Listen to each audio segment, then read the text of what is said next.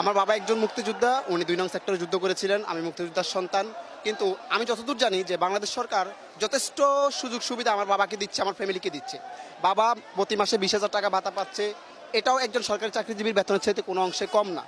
সেইখানে আমার প্রয়োজন নেই তো যে আমি অন্য একজনের চাকরির সুযোগটা নষ্ট করার। আমি আমার বাবার বেতন থেকে আমি যতটুকু সুবিধা পাচ্ছি, আমি পড়াশোনা করতেছি। আমি পড়াশোনা করে আমি আমার মেধা দিয়ে বাকিটা যেতে চাই। আমার বাবা আমার জন্য করেছে, আমাকে করতে হবে আমার ছেলে সন্তানের জন্য। আমার ছেলে সন্তান আমার বাবার সুবিধা নিক বা আমি সুবিধা নেই, সেটা আমি চাচ্ছি না। এই দেশ সবার দেশ, সবারই অধিকার আছে। বিশেষ করে যারা মেধাবী, প্রতিনিয়ত আমরা দেখি, আমি হলে থাকি, ঢাকা ইউনিভার্সিটির স্টুডেন্ট। আমি দেখি যে আমার ভাইয়েরা কী পরিমাণে কষ্ট করতেছে, আমার সিনিয়র জুনিয়র বেস্টমেটরা প্রতিনিয়ত কী পরিমাণ কষ্ট করতেছে একটা চাকরির জন্য। সেইখানে আমি কেন পরিশ্রম বিনা আমি কেন সুযোগটা নিব? আমি এই জায়গায় আমিও চাই ওদের সাথে আমি লড়তে।